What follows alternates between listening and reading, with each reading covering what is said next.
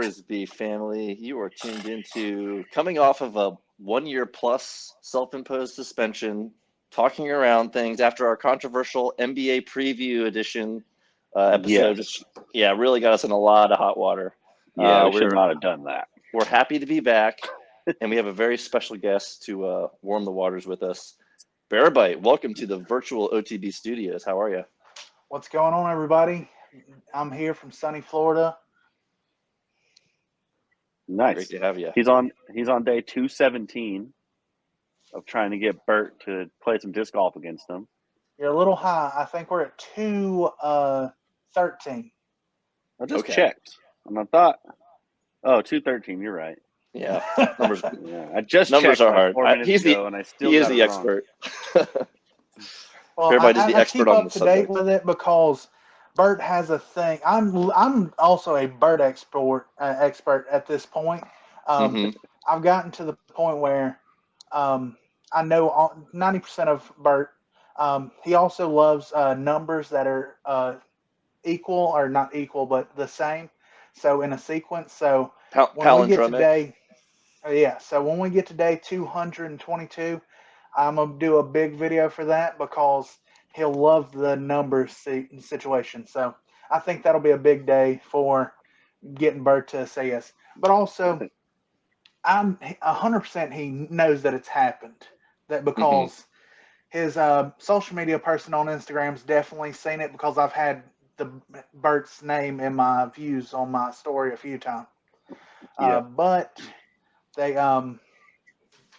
her name is Victoria. I know all the things. His social media so what I'm envisioning is a room, sort of. So like you're kind of like tracking. You're like tracking a serial killer, sort of. You've got like the got all the strings, the wall, the map.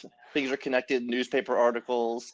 High school yearbook photo, that sort of thing. Is that what we got going on? Actually, hang on 1 second. I have something crazy. I'm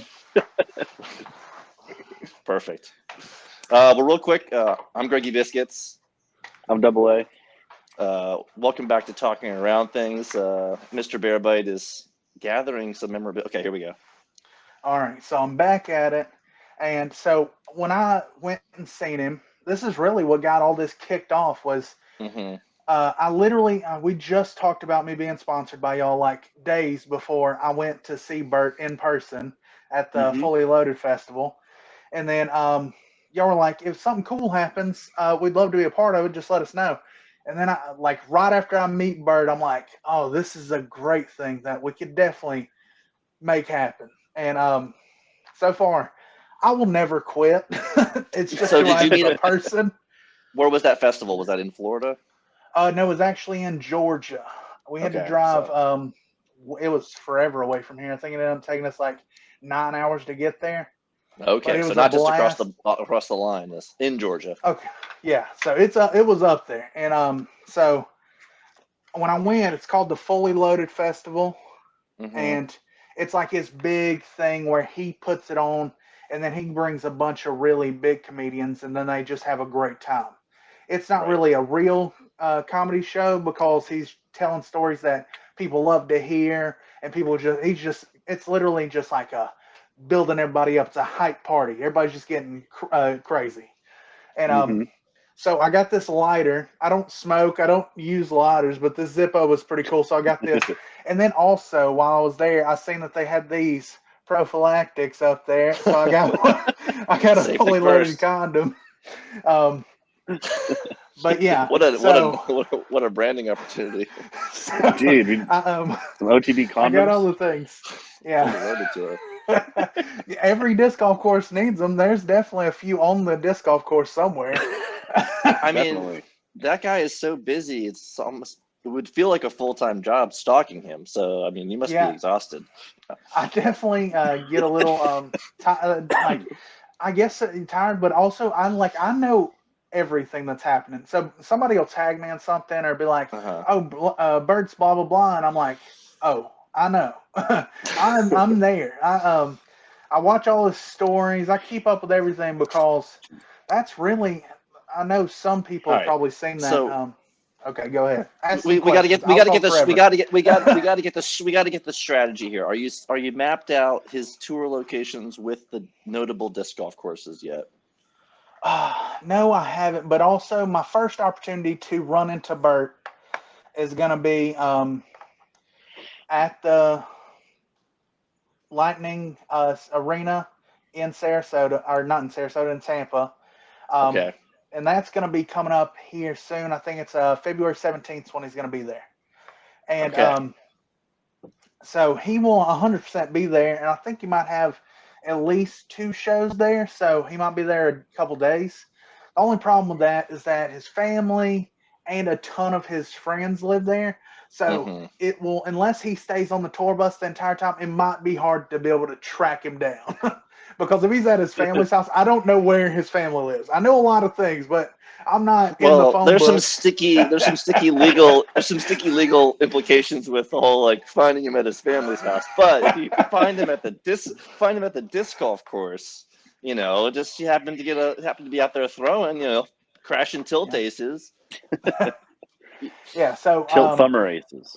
How far are you from Tampa? Tell me, where are you exactly located in Florida? So I live in Northport. It's an hour and a half south of Tampa, and it also all depends on what part of Tampa I'm trying to get to. Because if I got to get into like the heart of Tampa, it takes me like 2 hours to get there. I live south of Tampa, so I'm about an hour and a half south. Bert is gonna be in the middle of Tampa, so I'm gonna drive up there. I think once I see, because Bert is also who he is, it's going to be on social media when he comes into Tampa. So I'm going to know that he's there. And when I know that he's getting close, I'm probably going to be in the area of Tampa just in general. And I'll probably just stay there until I ended up meeting Bert. I might run into Bert. Well, he's been on the European tour, I know. So he's been getting into those polar plunges. So you might just have to find like the ice house or whatever. I'm not sure the coldest place in Florida at that point. So my soul broke in half when he invited the Barstool KFC radio guys up to Amsterdam. I was just like, this is where I should be. I should be heading to Amsterdam right now. We should all be in Amsterdam. Let's be honest. So I was just like, that was if there couldn't be a better moment for me and Bert to throw down. I don't know how much disc golf would have happened in said trip, but that would have been like the pinnacle thing of all this if I got to go. Who knows? Hopefully they had a temp course set up in Vondel Park there in Amsterdam. So hopefully. So what's your home course there where you're located? The home course right next to my house is the Port Charlotte course. It's the one where I got the tree ace, the ace that most people have seen by now. That was pretty cool. That's a sick one. Now, the best one. Yeah. You've taken some of the pros there because you've been getting some rounds in with some folks down there. Yeah, I have not played a single round with any pros anywhere close to here. Every one of them's been in Tampa or off of Tampa area. Because that's usually where they are. I don't know exactly why all of them been there. Thomas was up there because that's where his friends are, and he was staying with them. So the rest of them, they just came because it's warm weather. So. Yep. I feel like Florida was Phoenix like 3 years ago. Yeah. 3 years ago, everyone was going to Phoenix, and now everyone seems to be going to Florida. The ones I was really kind of sad that I didn't get to play with Paul and Ezra. But they were in a video for a half a millisecond, and that video still did great. If I would have got to throw with them, my account would have just fell apart because it just wouldn't have known what to do. Yeah, a bunch of the Discraft cats were down there for sure. Oh, they were in Jacksonville. When I seen that they were all in Jacksonville, I was like, man, if I would have knew this, I would have drove to Jacksonville. It's still like 3.5, 4 hours for me to get there, but I was like, if I could get all of these people in a video, be done. I won the internet. How's that process happen? So Gannon Burr, how do you reach out to and make that video happen? So Gannon Burr, we were actually watching a live of Bonanza Disc Golf, and Bonanza was doing whatever he was doing, and then Gannon Burr hopped in, and I just said, Gannon, when are you coming down to Florida? And he was just like, oh, my dad lives in blah, blah, blah. And I was just like, oh, that's right next to my house. So after that, he's literally my neighbor. No. After that, so I was just like, I hit him up in the DMs. He was just like, yeah, whenever I come down, and it just so happened to be the time that he was coming down to go to Disney World is when we actually went and played.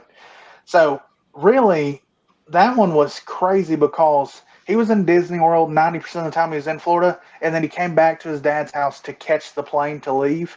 So that morning that he was supposed to fly out, we literally went out and played a 9-hole course that was like right behind his dad's house, and then we murdered that course.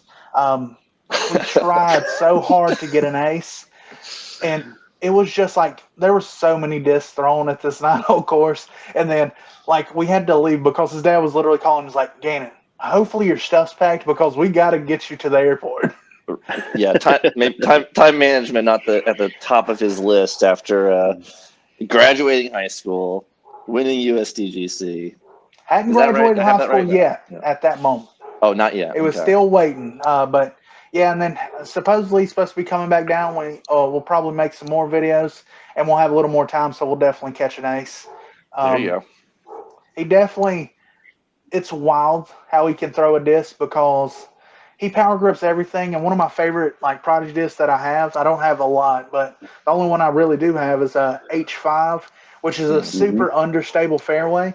And he was power gripping this thing and throwing it in just a straight buttery line. It would not even turn over. It was just straight.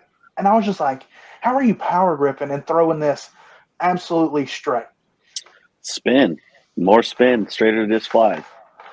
Yeah, the first time I was, I really remember like having that moment watching Gannon throw. We were in Belton, and he was a practice round day, and we were still kind of out by the, vending area checking things out. It's like, oh well, let me go watch these guys tee off on this hole, and just like the snap as it came out of his hands, and then of course like, oh, he's threw it 100 plus farther than everyone else who did not have bad drives necessarily. Yeah. It's just sort of like, okay, another level of distance, another level of power kind of, which he doesn't make it look that hard.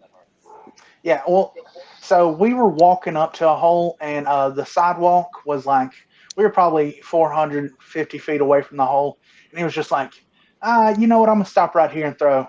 And then he just slings this monster spike hyzer, and he probably throws it, I don't know, a whale probably 150 feet into the air, and then also throws it past the basket 50 feet, and I'm just like, Lord, what is this? This is unnatural. Yeah, it's like a few times at OTB Open now. One of Ezra's shots at OTB Open, I was just like, what in the world? Albert so high in the air. Albert Tom with the crazy 710 feet, and he didn't even throw the disc. It was crazy.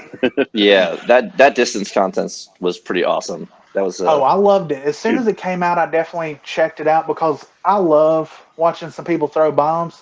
Because back in my heyday, I used to be able to throw pretty far, and it was like one of my passions because I wasn't good at a lot of the other parts of disc golf. So I just like throwing real far. I couldn't putt for anything, so all I had was that I could get close to the basket and then lay up. I love watching Wiggins throw, man. That guy has got perfect footwork. Perfect footwork. The thing I noticed the latest time watching the Wiggins throw is how he actually comes off the ground before his last 2 feet plant and like the real rip part of the throw. And it's just like, gosh, it's like, and again, I had watched it probably like 12, 15 times before that. And it's like, oh yeah, I'm noticing another thing that he's doing like in this video. I feel like Barella needs some work on his 360, but if he figures that out, then cool. Well, so David Wiggins out there hanging out in them swamps in Louisiana, he ain't got much else to do except fish and sling frisbees. So is that a little Florida Louisiana shade? Was that what that was? Louisiana is just a funny place to be from because of they speak Creole in Louisiana, which is a mix of like country and backwoods and swamp speak. We don't down there in no swamp. We don't, and it's just the funniest language in the entire world. And my girlfriend loves to hear people speak that way, and I love to hear it too, just because it makes me enjoy life a little more.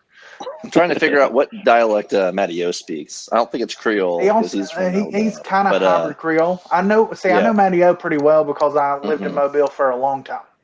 Okay. So Matty-O's great. Yeah, where did your disc golf life kind of begin? So my origin story. We Yeah, started let's just do it. So we started in North Alabama, and it was when I graduated high school. Being one of my best friends, he was just like, "Oh yeah, I got these frisbees in my car," and I was just like, what is this? I didn't know nothing about it. And Why? Yeah. it's also 2011, so it was a couple moons ago. And then we start throwing them in my yard, and I was just like, "Oh, this is pretty fun." And then we start escalating, and then I remember one day I threw one and it went across the street and hit a house across the road, and I was just like, "Oh, that was awesome!" But oh no, I just hit a house. And then from that moment, it was just like, "Oh yeah, let's definitely go to a disc golf course." And then the first time we ever went out to the disc golf course, it wasn't his first time. He had been a few times before that. I was gonna say he's driving around with frisbees in his car, so I hope he's been to the disc golf course. But the first time we went to a disc golf course, we get finished playing, and these guys just finished swimming in the pond for discs, and they gave us like a stack of like 30 DX discs, which didn't mean nothing to them. But at the time, I was just like, "All these discs!" I didn't know that they were bad, and so I just started. Me and him just like we're having a heyday and just started throwing them all over the place. And then I remember the first time I ever threw something really far, and it was a JLS, and I threw it. Yeah. I think probably at the time it might have been 250 feet, maybe 300 max. And it was just like I was standing in a field that led to the highway, and I threw it, and it went straight across the field, and then it kept going. I was just like, "Wow, I just do that forever." And then it goes, it starts going past the highway, and I'm just like, "Oh no, this is not where I needed to go." And then it stabs directly in the median of the highway, and then I was like, "Well, I have to get that disc back. I just threw it a mile and a half." I just threw it clear over them there mountains. Exactly. Bearbite in his younger disc golf days was a danger to society. Trying to hit people's houses, throwing it at the freeway. Destructive force. My goodness. He's like, he really is from Florida. Oh, wait, this is in Alabama. Yep, I was in Alabama. And then I ended up actually going to college in Mobile at the University of South Alabama. Go Jaguars, go USA, all the good things. Represent. And then I head down there. I started playing disc golf aggressively, and actually they had a disc golf class that I went to. Nice. And the first disc I ever bought was a Innova Ape in Champion Plastic because, more speed equals more better. And it's not. It just taught me how to throw really hard. So whenever I found destroyers, I could really throw a destroyer because I've been trying to throw an Ape for so long. And makes sense. So I come back up for like a tiny holiday or something, and my buddies are like, "There's a tournament going on in Trussville. It's about 30 minutes north of Birmingham." And I was just like, "Oh, I'll definitely go to this." And this is well before anybody should actually play a tournament. I'd only probably been playing for like 3 months, and also this is before YouTube had every tutorial in the world on how to play disc golf. So I didn't know anything about what I was actually doing. I was just going out here, and I got a PDGA number at the time, so my PDGA number is 55747, so it's nice and low. It's under the 3-digit mark. Sick. And also my first event, I got murdered. It was a terrible place for me to be, but I also had a great time, and I was like, I'm definitely going to play in a lot of tournaments. So I went and I played this tournament. I ended up shooting plus 25, I think. And I didn't also know what division to be in because you have rec and novice, and I didn't know novice or rec, which one was the lowest one. It's a very confusing thing when you first start playing disc golf. Especially, we don't even have novice in California. Well, let me tell you, I don't know which one I lost in, but I lost either way. It didn't really matter at that point which division I was going to be in. I could have played open, and I would have been on the bottom of all of them. I could have played in juniors, women's. I would have been at the bottom. And A lot of So that amateurs was have my. that deer in the headlights moment at the first tournament for sure. Well, see, I think it was the best way to do it because you get it out of your head that tournaments are these things that you have to be super prepared for. Because I was unprepared as humanly possible. I think I had like the beginner end of a bag that's got the little mesh pouch on the front of it, Nice. and I went out there and I thought I was going to take the day, and I was sadly mistaken. Well, confidence is everything, right? Yeah, I'm to a fault. I'm overly confident. It doesn't matter what it is. I believe I can win, especially if I've done it before. If I know what I'm getting into, there's no chance I think I'm going to lose. Right? And that's the same thing with like hunting aces, right? You're just like, okay, I'm just gonna get an ace on the next one. Well, see, now I've become this freakishly good person at making aces. Like, I might not be good at disc golf in general, but I can get an ace. That's like when I tell people, when I talk to people at the disc golf course, I explain to them, I'm not actually that great at disc golf. But let me tell you, if there's a basket within 300 feet, I can put it in that chain for sure. And one day makes me so sad. This is like a month ago, probably, or yeah, something like that. And I was talking to these people, and they were just like, "Oh, so you got this cool throw?" And I was like, "Yeah, I get quite a few aces, blah blah." And then they were just like, "Oh, we'd love to see it." And I was just like, I started a video on my phone. I was like, because I don't really throw any shots now without me videoing them. And I get it ready and I get it started and I'm going. And then my fiance calls me. I answer my FaceTime, and then I'm just like blah blah. I'll call you back in a minute. And then I'm just like I put my phone in my bag after this because I just realized I had to go pick up some discs that I left on the other hole, and I was just like, oh, I'll go pick these discs up. But I was like, I tell these people, I'm just like, I'm gonna throw this shot real quick for y'all, just so y'all can see what my shot looks like. And I throw it, and I drain the basket, and I was just like, And your phone's just sitting in your bag. yeah, and I was just like, oh, like it was such a happy, hurtful pain at the same time.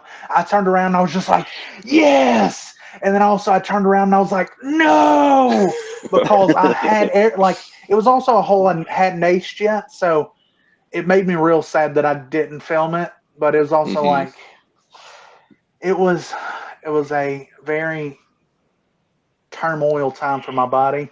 It wanted to be so excited, but it also was so disappointed. It's a lot of emotion all at once. Yeah, and also somebody asked me one day, "How do you get so hyped up when you ace?" And I'm just like, "That's just how it is." Acing is probably my favorite part of disc golf. So whenever I do get one, every single time, I'm stoked. Yeah. So all I'm doing is turn around and letting out the feeling that I'm feeling, and it's just pure hype. I'm just like, ah! And then I made a compilation the other day, and I was looking at it, and every single time in every single video, I say yes, sir. At the end of my aces, I'm just like, ah, yes, sir. And I don't even know why I say that. You have the count of how many filmed aces you have now? Filmed, I think I have 14. Okay.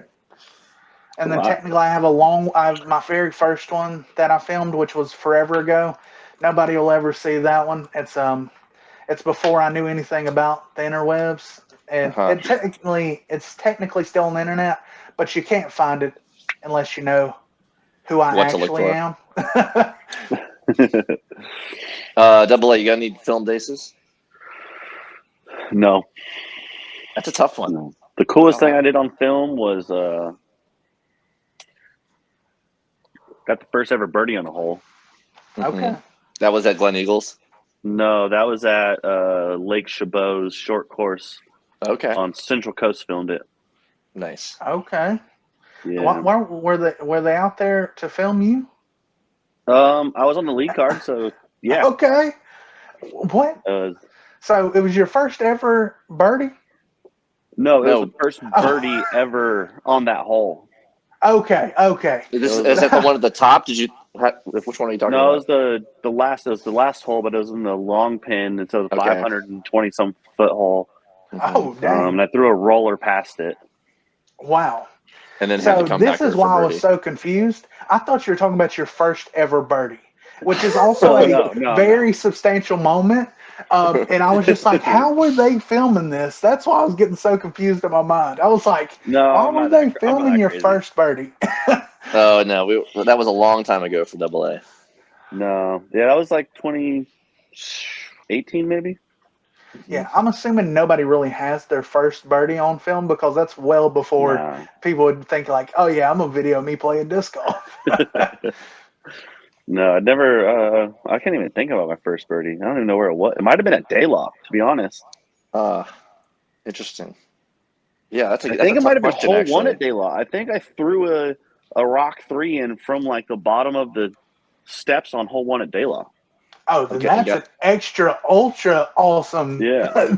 First Dude, Like, so birdie. like that my is- fifth time, like my fifth time ever playing, I went to Dayloft randomly by myself and played the course blind by myself and shot like, I don't know, like 8 over, 11 over or something like that. And I was like, wow, Got that that course birdie. is really hard. Yeah, that Dayloft's so fun. Yeah. It That could be is- way harder than that's just like the a setup truly matters. incredible like birdie too. Like Yeah. the only time I've ever seen this course is on the internet. So and also when I see pros playing it, and it's like I see them like they end up at the bottom of that hill that you're talking about where you're at, and I never see them throw in either. So I think threw it in and I Nate was like, Sexton. wow. Nate Sexton's the only person that popped it up there. Mhm. The old finger pop. Got to hit him with the Alabama special. That course is wild. There's some holes you're like, the hole 2 there, it's like straight uphill with like the a lot of rocks basket ever too. If you Yeah, land definitely within some 30 problems. feet of that, the putt is terrifying. Yeah, see, such an interesting character to each of those holes at Dayloft. Mm-hmm.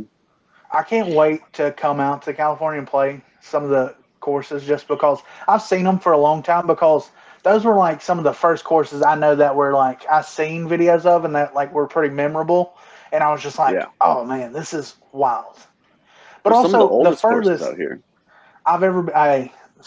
I hear a lot of nonsense talk about the oldest course that exists, and it's actually in Huntsville, Alabama. Here we go. Just so we know, and if you can go look it up, it's like Brenham Springs Park or whatever it's called. But it is that the one that's like old. 1976 or something? It's real old, and it's also a terrorist course. It's a terrible place to play disc golf because it's all in like tree lines. They're all shots like this. You have to throw perfectly straight for like 250 feet to 300 feet, and nobody's made to throw like that anymore. Nobody's King Climo. This is not natural. All corridor shots. There was something else. Man, what was it? There was some discrepancy about the first disc or something too, or where disc golf was invented. That's what it was. Okay. Apparently, a bunch of Canadians believe some university in Canada says they're the oldest. They invented disc golf or something like that. Okay. Yeah, I gotta do my history on this now. Yeah, because it's a little bit hard to say like who's the first people to throw a frisbee at an object, right? Because that's disc golf, basically.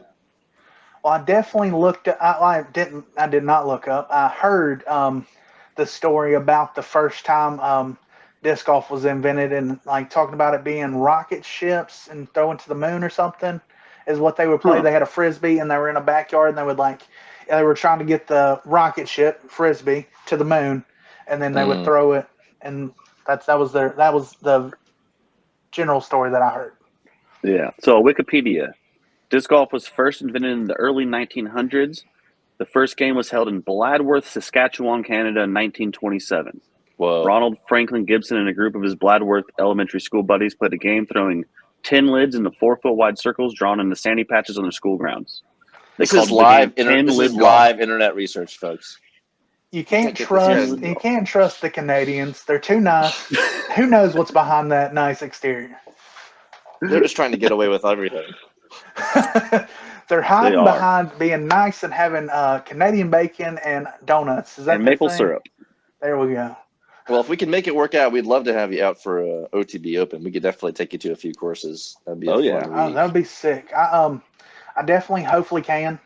I'm assuming I'll be employed at that moment. So, I have had a few interviews. So hopefully, we'll have a job soon. And we're also moving out of Florida. So this is like an announcement, I guess. Wow, this is a big reveal. Are we having breaking news? Breaking news. Bear bite. Bear bite. All right, we're going to clip this. Wow. Make sure you tell all the pros so they know not to go to Florida next year. I know they're just coming to play with me. That's the whole reason they're here. Yeah. So you tell us about that a little bit if you want to. You going to Alabama? No, we're going to Mississippi. Mississippi, okay. And we're going to be in Philadelphia, Mississippi. So the Philly of the South. The Philly of the South. The Philly that nobody knows of. What type of Philly cheesesteaks they got there? Yeah. I think they do have some, but they're not great. You should make a Philly cheesesteak spot. Bear bite cheesesteaks? Bear bite cheesesteak in Philadelphia, Mississippi. They technically have the best Tex-Mex, or the 95th best Tex-Mex in the United States in Philadelphia, Mississippi. Just so you know. What's the difference between Tex-Mex and we don't have Tex-Mex in California, right, Greg? No, I have real Mexican. Is it just Mex? Yeah, we got taco trucks. Tex-Mex is like all your things that are American-esque Mexican. All right, it makes sense. Yeah, well, my mom it's where you add all that extra greasy cheese and all the good, American good bad things. Stuff. Yeah, you gotta get the dirty nasty on it, and then that's what American style is. Where they have just salsa and a little cheese and meat, that's all Mexican, and that's not what they do here. Dude, if you get cheese on your tacos around, you can't get cheese on your tacos around here unless you ask for it. That's craziness. Everything I know in life is cheese on tacos. Here a taco. If you go order a taco from taco trucks, 2 tortillas, meat, cilantro, onions, and salsa. That's it. Nothing else. Yeah. Also, that sounds delicious as well. It's amazing. We're not going to say it's bad, but it's not what the South knows as Mexican. No. So how long was that? How long were you will we have been in Florida then? That was let's see. I got here in 2018. Okay. And then now we're leaving, so like 5-ish years. And there we go. So it was fun, but also it's like when you're down where I'm at, because we're actually closer to the very bottom than we are to the top. For sure. You're South Florida. Yeah. And so when you're this far, if you want to actually drive anywhere, it's a trip. It takes us 4.5 hours is the closest we can get out of Florida. Mm-hmm. And then if we're going to go to Mississippi or Alabama, we have to drive inside Florida for 8 hours. Right. Panhandle style. Yeah. That's sort of California too. It's a long way for us anywhere other than like Tahoe. I mean, after Tahoe, there's like nothing. It just really, I mean, it might as well be 3 to 5 states. California just is so vast. But so a few times you can go. Mine's not important. So when I moved to Philadelphia and we're staying there, the disc golf course is also the course that had the tank in it. That's the one I'm going to be at all the time. So now that's going to be the new home course is the bear bite and the tank. That's going to be all my videos. I guess you had to take some shelter during the hurricanes, right? Is this where you weren't? Yep, this is where the hurricane shelter disc golf was. Gotcha. So that's where I'm going to be. And actually, I have this disc that has the best dye I've ever received on it. And a guy from that area sent it to me because he saw that I was in the area. And I was just like, oh, man, this guy's going to be dyeing all my discs now since I'm going to be there. I'm just going to give him all my Frisbees. I might not throw anything but old plastic for a week, but I'm definitely going to let this guy dye all my disc. Heck yeah. Also the same H5. The H5 that I love so much is also the one he sent me. And I just told him to send me something really understable and I'll probably like it. And I love this disc. I throw it all over the place just because it is so flippy. You can throw it like 10% power and it'll hyzer flip up. Nice. I don't have anything about flippy in my bag. So my bag is very, very strict. We either have the most stable disc in the world or the most unstable disc. No, That's the no only middle way of the we ride. road. Not a We buzz to don't. be That's seen. great. Oh, no buzzes. Not even a chance that there'll be a buzz seen in my bag. I did like them for a little bit. I do have like a 10-year anniversary buzz that I Sure. got many moons ago, and I actually bought it original from host like the retail price. So it's only been in my care, and How many it's been abused. OTB paper football flicks do you have? I don't even know what this means. Oh. Ooh, we got a disc for Hold the on, bear I'll be right bite. back. Yeah. All right. Aaron, double A's on it. This is a very overstable frisbee that would be good for forehanding. But it's kind of a cool See, OTB this one. is also a distinct moment in history. It needs to be spoken into existence. They're very light, but when people throw, when they talk about my shot, a 14 lot of speed. times, good Whoa. Lord, that looks Super like tilt. a tilt. It does. It's even shorter. these are all light, so this is 145 to 150, and they glow. People in Texas love those. I bet Texas is all about that super windy We'll golf. get a So couple of they need these the in your overstable. hands. Okay, yeah. I'll definitely test it out. Like, see, there's also one problem when it comes to overstable and fast drivers is when I throw a thumber with them, they like to burn through their rotation and then they just go right real quick. That's the special part about the tilt is that I can throw it absolutely flat and then it will just turn left. And then at the very end, once it gets done with its flight, it hits that big skip. So it's super, like I now unlock the secrets of the tilt, so I can throw almost any way I want, and I can make it work. I actually have one that only turns left, so I throw it, and it will only go left. No, it won't come back at all. It'll just go left. That's so wild. I've created some crazy things with these discs because how many palm trees do you have to throw that into to make it go left? So this one actually was the very first tilt I owned, and it was just when I was like, "Oh man, I would like one of these just because it sounds cool." That's and also, I the love base plastic ones, right? Yeah, The base plastic. Oh yeah, okay. It's now got a dome on it that's been beat into it because of what I was using it for was four thumber rollers, and I would throw it. And the craziest thing about it is whatever line you put it on, once you sling it into the ground, it's just going to roll that way and then fall over. So if you tilt it this way, it's going to roll that way and then finish out that way.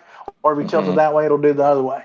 Or you can roll it straight and it'll go in a straight line for as far. Like the longest I ever threw it in a straight line was 300 feet, and I was out in the field and it rolled 300 feet, and then I had a cone out there to tell me where 300 feet was, and it literally I didn't see it again until it knocked the cone over in the video.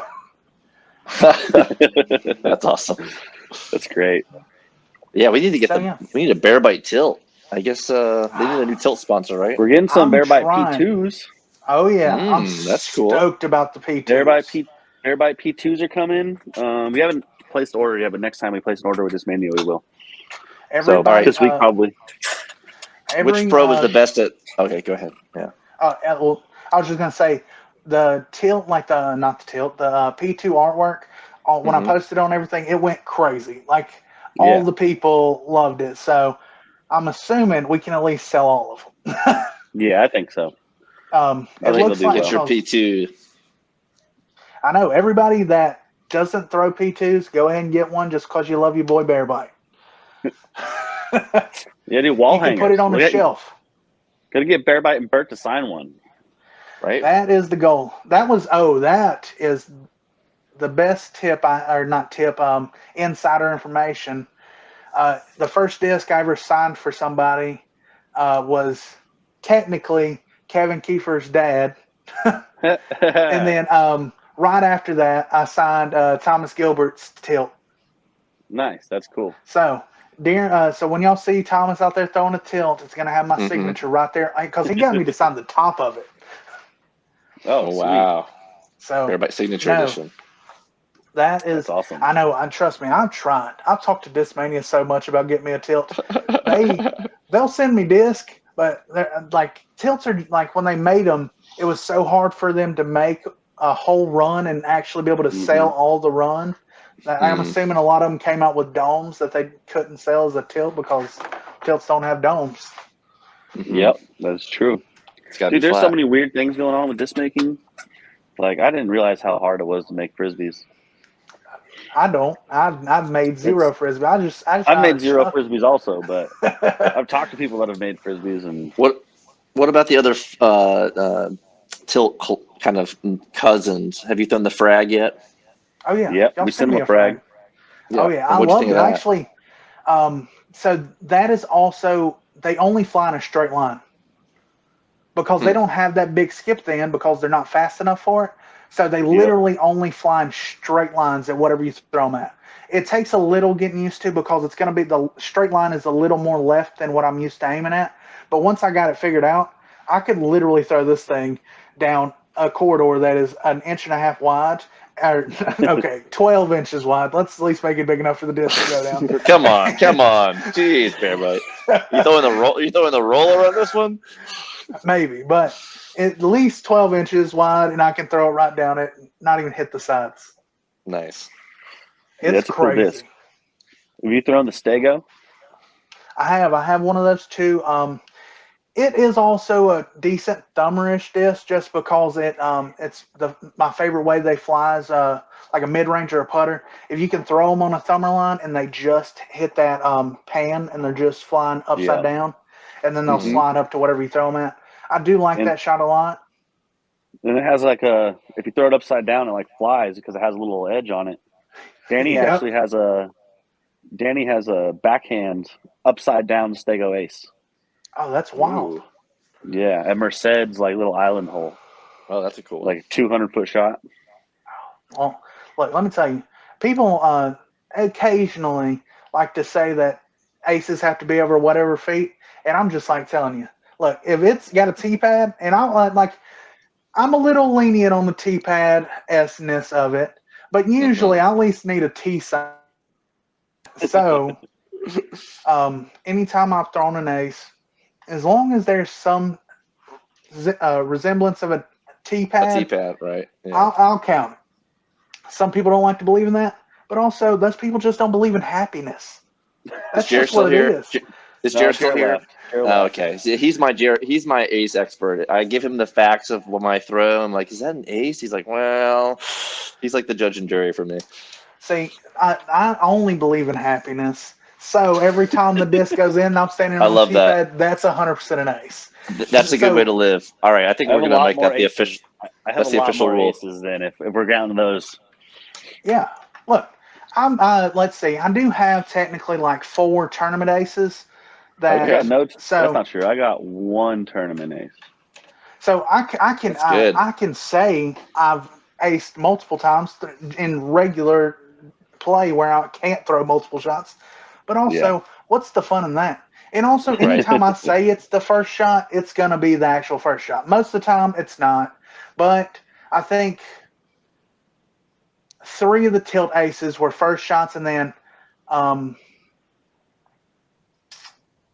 the other one, so people think I'm going to stand at a hole and throw it all day.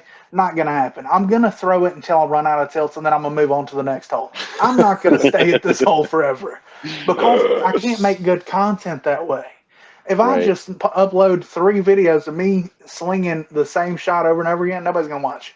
So I have to move on. So if I don't get it in those 10 shots that I have, I'm going to the next hole. Wait, hold on. You carry 10 tilts with you? Oh, well, see, it also depends on what kind of content I'm making. If I'm playing like an actual round, we'll cut back on the tilt game. But right. But if it's a tilt round, if we're out here to get an ace because it's a new course we ain't played here, we need some aces. We're gonna bring all the tilts out. Bring all the tilts out. Got it. You're like, I'm gonna throw all my tilts, and then you're like, I'm gonna throw 10 discs. And I'm like, wait, hold on. What? 10 tilts be wild. My last, yes, okay. My last ace I got was with the OTB tilt that y'all sent me. Hell yeah. So, it's not an OTB tilt. How about the upside down? How about the upside down tilt ace? Because I feel like that's the easiest. All mine are upside down. Every single one of them. them. All upside down. Yeah. I've never thrown it. Well, I have thrown a tilt right side up one time. That is useless. What am I going to do with that? It's useless. Unless he's all about this, Greggy. Yeah, it's I love upside it. down sidearm. So that's what that we need to set the record straight. My shot is not a regular sidearm; it's a tilt sidearm. And also, even sidearm people like to come in the chat and say, "Oh, this isn't even really a sidearm," and I'm like, "It's definitely not." I would be cheating if it was a real sidearm because I got my arm swung all the way out. The whole point of throwing an actual sidearm is you got your elbow tucked into your body and then you whip it. Yeah. See, I'm cheating completely. If I was doing, even if I do throw a regular sidearm, I'm also going to be cheating too. You'll see my full arm extended if I'm throwing a regular sidearm. We'll call it a submarine thumber. I'm a fan of, or I'm not a person that believes in elbow in on forehands. Okay. I think it's only for short control shots it helps. But it definitely doesn't help you with power at all. Yeah. Let me tell you, the only time I've ever tried to be good at a forehand, I watched a Scott Stokely video from like 1975, and it was actually the best thing I've ever learned about a forehand. And it was there was two different ways you could throw them, is what he was saying. Is you could either do the method where you bring it around back and then you pop it forward, or you can go the opposite way, which is crazy and it's not comfortable.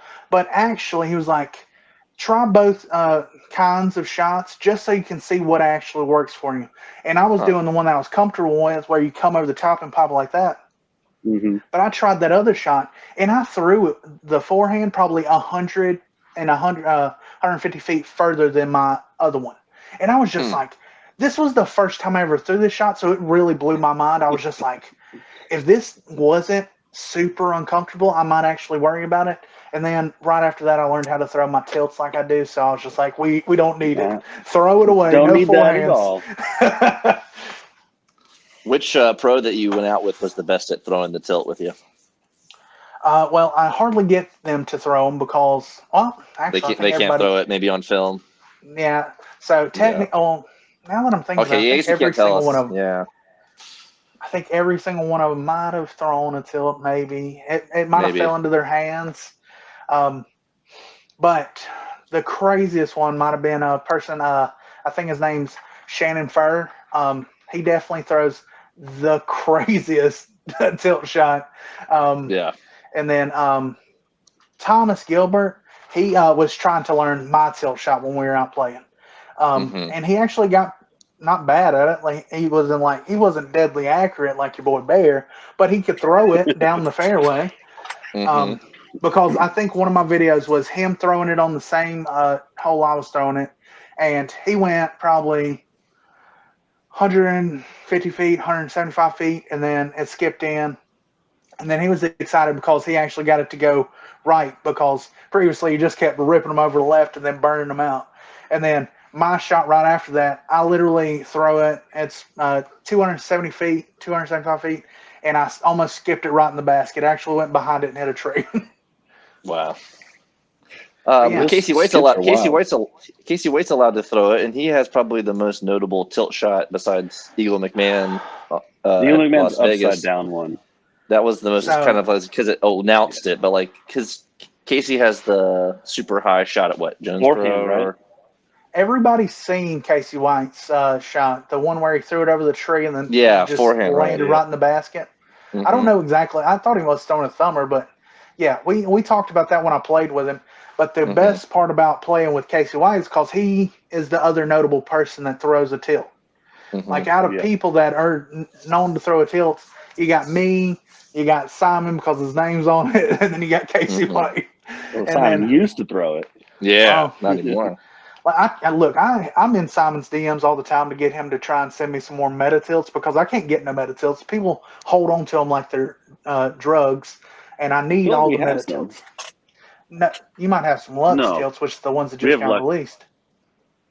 Let me look. The full tilts, the meta tilts are those are the cream of the crop.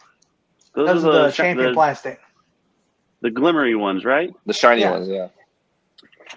Oh, he's going back to the shop. He's going into the archives. Look, this is if he pulls out some, I'm gonna lose my mind. He might be wrong. I don't know. But well, I don't know why y'all would still have some. I like unless y'all just like holding on to them like. No, they would be on. You would have seen them, I guess. We have the meta tilt. So, we have the other tilt.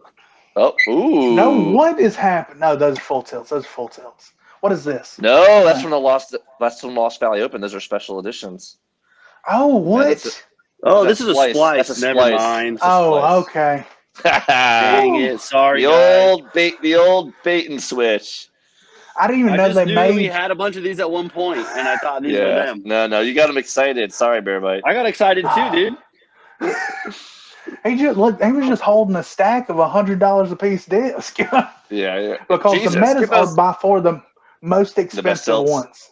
Yeah, they're the most expensive. They're all right. We'll have to check with Ben the Butcher and see what he has in the archives. He's also Danny might have a couple.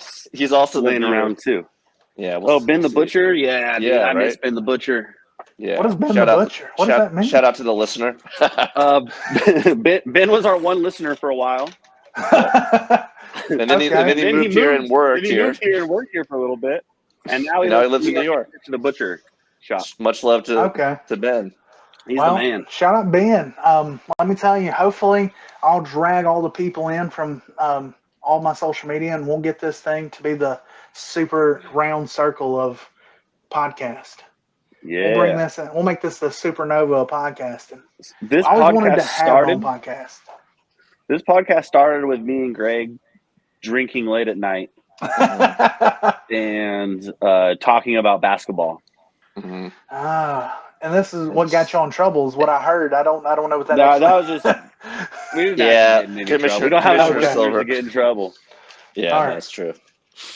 We're working on that. Who knows? The NBA hits you up with a cease and desist.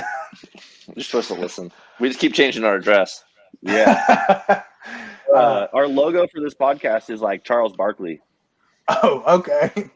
Well, Charles Barkley, most notable, and when he was playing at Auburn. The round mound of rebounds. Yeah, so you said you're on the job hunt, but things are looking promising. Yep. So best of luck with all that.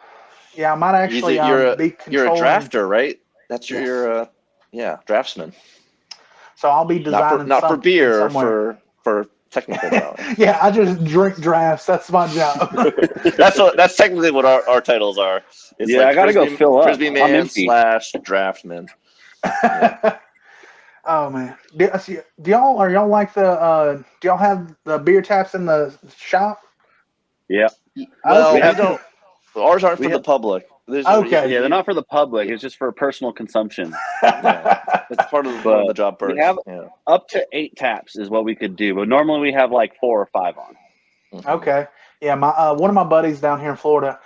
So the first person I ever met in Florida was literally the first weekend I go out. I was just like, I need to meet some people. So I go out to a brewery, meet this couple, and then my girlfriend the entire time thought that they were trying to pick me up. thought that they were trying to add me to the relationship. But also, we'll get into that detail a little bit further along in the story. But I go to their house for the very first time, and I'm like, this is the greatest place I've ever been, because they had a pool. Sounds like maybe you were trying to pick them up. Yeah. So they had a pool table, they had a pool, and they also had 6 beer taps in their garage. And then they also had a nice beer fridge in their garage. And then they had a arcade machine that he had built that had every game on it that's ever existed. Wow. JVD. I've seen one of those. Those are cool. Johnny Van Derzen of DGN and Skip Ace. He just is building one right now in his basement. Well, and he also made his own beer. And it wasn't even bad beer. Like, most of the time it was really good beer. One of them ended up being 15%. It was a Banana Foster. It was wild. Ooh, it tasted delicious, but man, it would send you like into a different world. That's approaching the mead realm, and you have to be careful with mead, boys. Let me tell you, I was not careful. It was a Halloween party. I got in trouble. I know the feeling. I was not. I did the same thing last night, so we had a little celebration. There was 15% beer involved? No But whiskey There was just involved for a 50 little bit. beers. Just Wasn't 500 15, beers. Yeah, they're just all It the was- beers. I drank a whole lot of double IPA. Okay. It goes down easy. Dude, it's great. That's what I was drinking hazy just now. But Shout out I love a Morgan hazy. Territory for Yeah, hooking us Morgan up Territory is with great. the taps. Also, I love a sour. Sour beer is by far one of my favorites. You're gonna be you're in the good right company when you come. We have a sour on tap right now called Fubar. Okay. Yeah, I Very definitely sour. I truly cannot wait to come out to California, hang out at the shop, meet everybody, get everything going, and then also obviously got to make some videos. I don't know if I've ever been anywhere and not made videos. We got courses to make videos at. We could take you to the hills. We could take you to the flatlands where we live. I don't even know what that means. We go to De La Vega. Are they just flatlands? Does it look like Florida? Stockton is very flat. We're in the valley. Yeah, we're in the valley, and it's 13 feet elevation. Not very high, just flat. Well, we're below sea level in Florida, so great. I mean, parts of Stockton are at sea level for sure. Downtown is like there used to be water every week. The town's called Mudville. This would be we would be wetlands if it weren't for man-made infrastructure. Yeah. Okay. And as this latest rain showed us, sometimes it doesn't even matter if there is. Does not matter. We just flood everywhere. Yeah. I think a great video to be made is going to Dayline and just recreating all the great shots that everybody's seen. Yeah. Easy enough. I can do Nate's shot in one go. I got a player B birdie off the top of the world last time I was there at De La, and that felt pretty darn good. Dude, top of the world. I'm only going to get an ace. There's no option. I know, I you got to wait till to the guys at, I want to say it's the PCS Open in Norway. Sula. Yeah, Sula. So I literally just talked to them the other day, and I was just like, oh, I would love to come out. And they were like, you'll probably be the first person to get a tilt through the gates of Valhalla. And I was just like, oh, not only get it through, it's going to go in. Yeah. Because awesome. If I'm there, I got to make it happen. I can't just like show up and then, oh yeah, I came to play disc golf. No, I came to make some magic. Well, let's stay late. It'll stay late there till like 10, 11 o'clock. So you got a lot of time, a lot of hours, right? Dude, you better bring all your tilts. Look, how long is the hole? The Valhalla shot? It's downhill. I think it plays like because 350. I think it plays like 2 something though. Mm-hmm. Oh, see, that's perfect in my it's right in the dial range. zone. Yeah. Yeah. If it's between 300 and 250, those are my prime time tilt acing holes. I'm excited to see this. Trust me, if I can convince them to bring me out or convince somebody to pay for me to go to Finland or Norway. Is it in Norway? Sula? I think so. I believe so. Yeah. Okay. Somebody, well, I said Finland. Anywhere, let's be honest, an ace, tilt ace or otherwise, anywhere in Europe, it's got to be a good ace. Yeah. Well, also, see, if I go to Finland, I have a humongous Finland following on TikTok. So shout out Finland. Y'all can come here too. I appreciate all them. They do this thing where they'll get, like, anytime they get shouted out anywhere, they'll get in the comments and they'll just say, come to the market, and it's their thing. And it's awesome because it gets you 1,000 comments. But bro, it's TikTok's wild with that. Yeah. So funny. Let me I don't even know what half the things on TikTok even mean at this point. All the comments. Oh, yeah. They get crazy in the comments on TikTok. I don't know about TikTok. Aaron's my TikTok. It doesn't make no sense, Greg. You go look at the comments and you're like, what are you guys talking about? Yeah. Why are you guys talking about vegetables? When I get the big viral videos, I have I think 5 videos on there. It's gotten a few 5 million views. Yep, we got one of them. And those aren't always strange. Mm-hmm. The comments are weird. It's not like, see, I'm assuming this is going to be on YouTube. This is where all my, whenever anybody sees me post one of those comments about somebody saying hateful things to me, I get those from YouTube because that's where the real hateful people live. And I love them.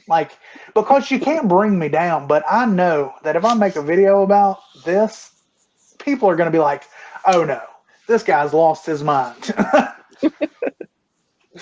Gotta stay positive. The comments are wild. Yeah, and it's only so Instagram. My Instagram is like hardwired into being disc golf. So there's like everybody there is all disc golf all the time. My TikTok is a little crazy. It's got a mixture of disc golf to not disc golf people. And then YouTube, who knows who those people are, but I love y'all too. Takes all kinds. Yeah. Yeah, YouTube's wild, man. It's a wild place to be. It's where most of us learn half the things. That's true. I mean, it's very useful these days. Yeah. Especially for disc golf. Literally, it has all the information in the world locked into YouTube, and somebody's made a video about it. I learned so much stuff about my van in the world. Did you say you're going to start a band? No. When I have to learn anything about my van, I just put it into YouTube and then watch the video. It's always there. Yep. Got to change a weird light bulb? Someone's done it. Got to go into a weird part of the engine? Great. It's 9 videos. Done. Yeah.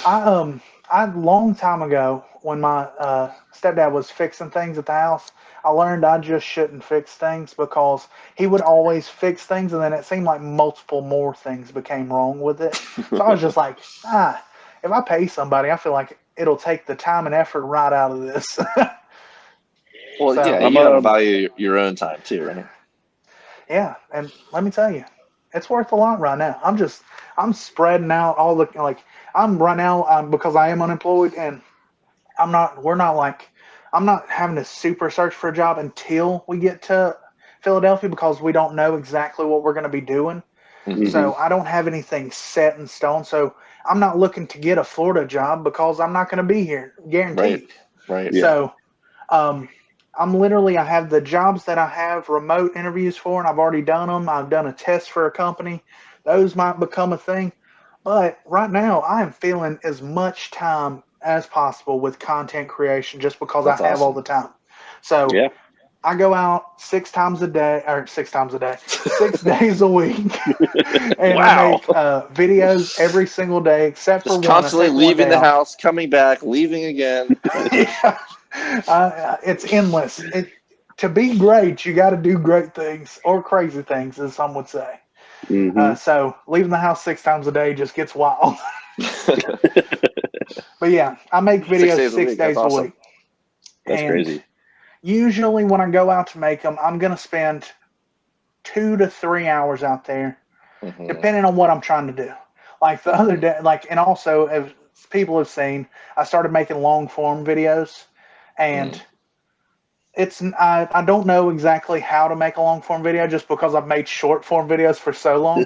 So I'm just diving straight into it. Like, oh yeah, this is exactly what I've always done. And I'm just going to go head first into it.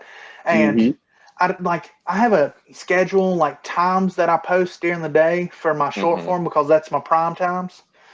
I don't have any of that stuff for long form. So I'm just I'm throwing it out there to see when things pop off and to hope I can find something. And so far I've found nothing. It's all my first video did well. But after that, they kind of just got 100 views or something. Dude, we got videos like that. Our YouTube goes it's either 70 views or 12,000. There you go. All you got to do is figure out the reason those 12,000.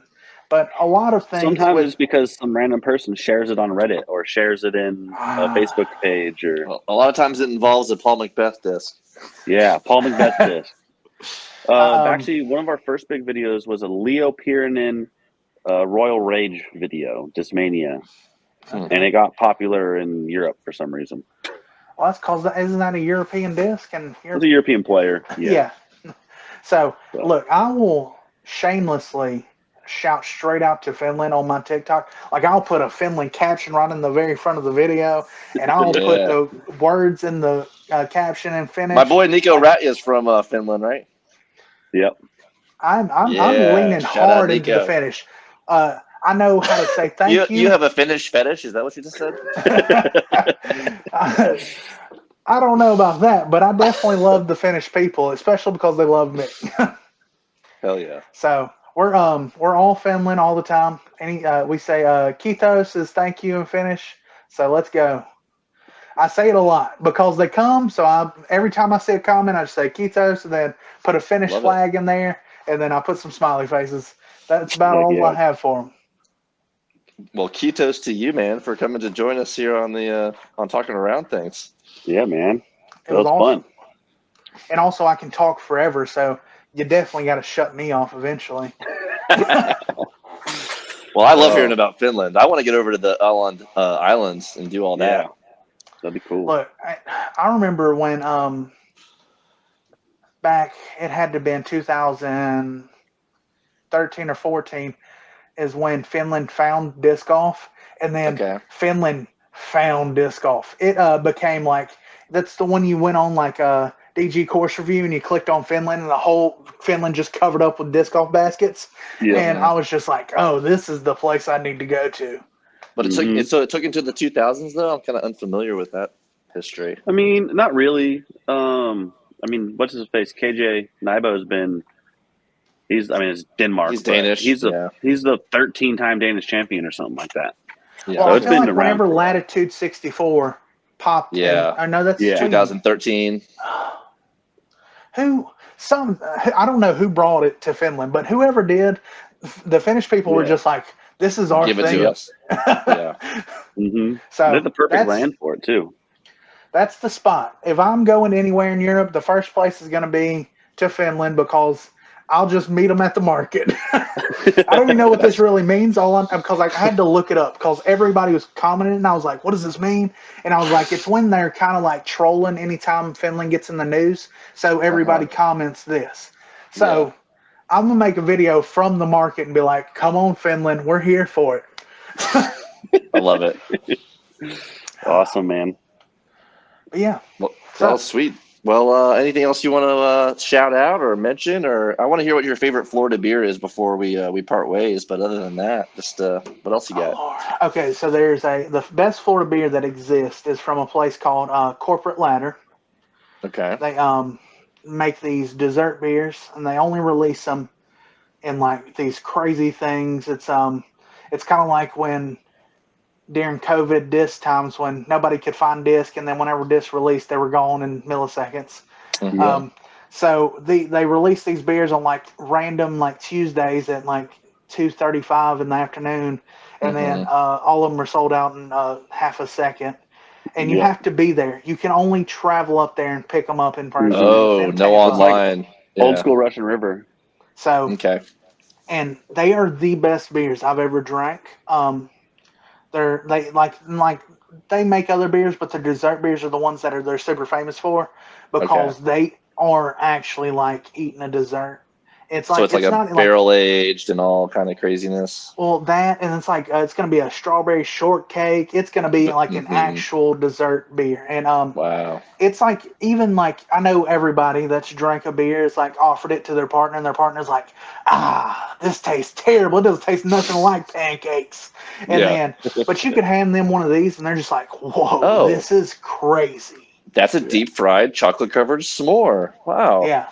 So this is one of those things that'll literally, if you're in Tampa and they are releasing a beer on that random Tuesday at 3:75, who knows what time, whatever it is, that's the place to be because it's going to be the best beer you've ever drank.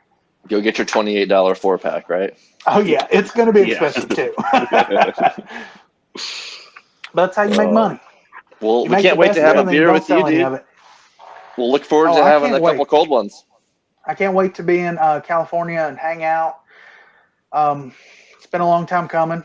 I've also always wanted to come out to California and play disc golf. I don't necessarily want to be in California all that long, but I would love to play disc golf there. Oh, you got to play a little disc golf. And then, of course, it's just a stepping stone to Hawaii where, of course, the big invitational, eventually Bert will host that. I think that's a great opportunity to get the round knocked out.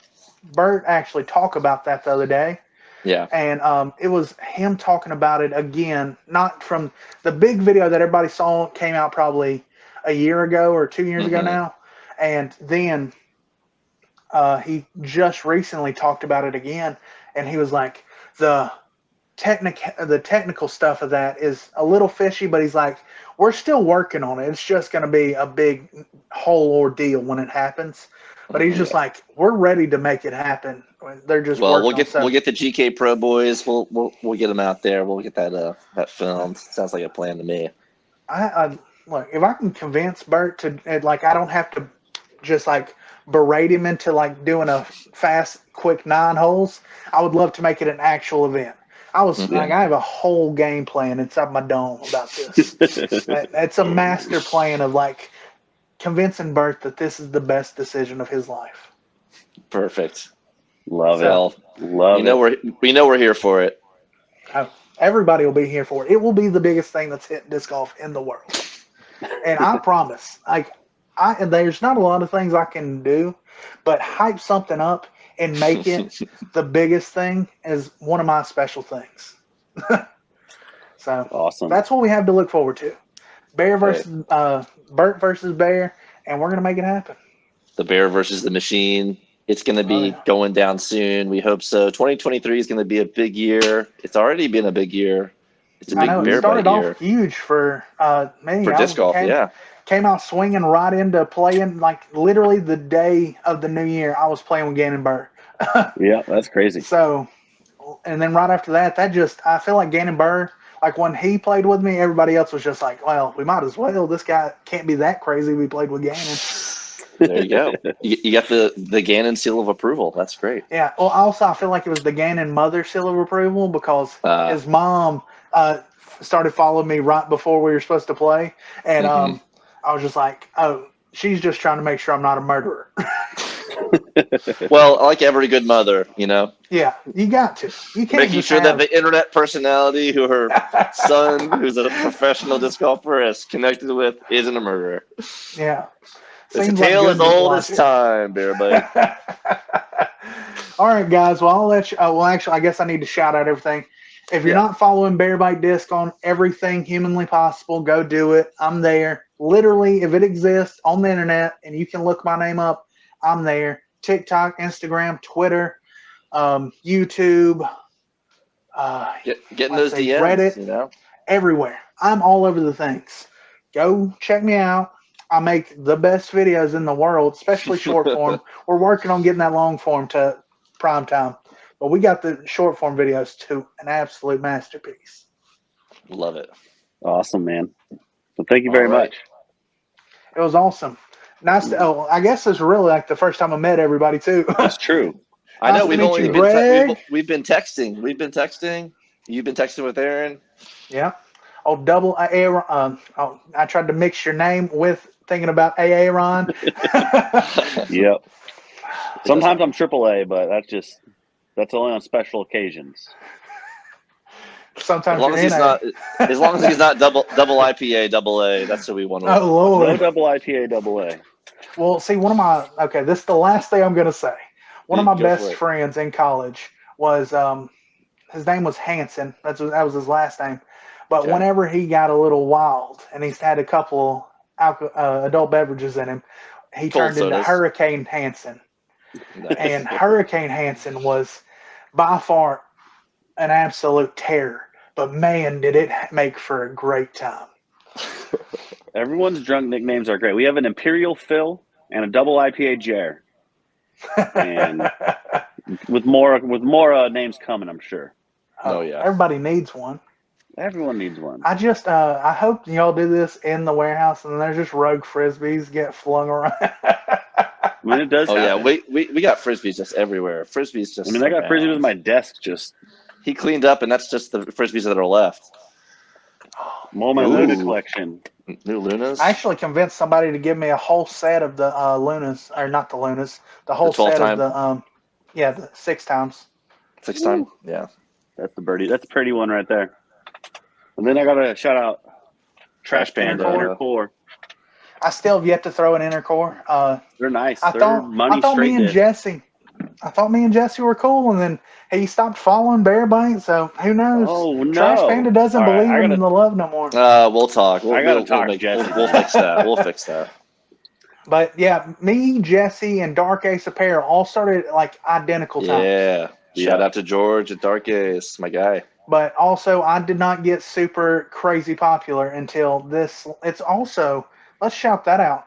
We're about to hit a 1-year mark of Bear Bite coming into like TikTok worlds. Mm-hmm. Yeah. So February 7th, I'm probably going to do something special on that day just because it was like, that's when we really kicked off things for the new Bear Bite that everybody knows today. Mm-hmm. So, Heck yeah, man. Out. And I need to quit talking because I just won't. I have a problem. Well, I think actually Stanley cut this off and left like half an hour ago. So I don't even know if any of this is getting recorded anymore. Oh. No, I'm just kidding. Stanley's still here. I'm kidding. I see him over there. He's over there. I seen him squishing somebody's head when we started off. Yeah, he was doing that. Yeah. Shout out to Stanley for running the 1s and 2s. I'm Greggy Biscuits. Double A. And we got Bear Bite. Appreciate you, man. Appreciate y'all. Y'all have a good one. Yep. Yeah, until next time. We'll see you down the Disc Golf Road. All right. Thanks, everybody, for tuning into this 2023 version of Talking Around Things. We're probably going to do this a few more times. Maybe we'll do some check-ins when I'm out on the OTB Road Show. Yeah, that's the goal. We'll keep it rocking.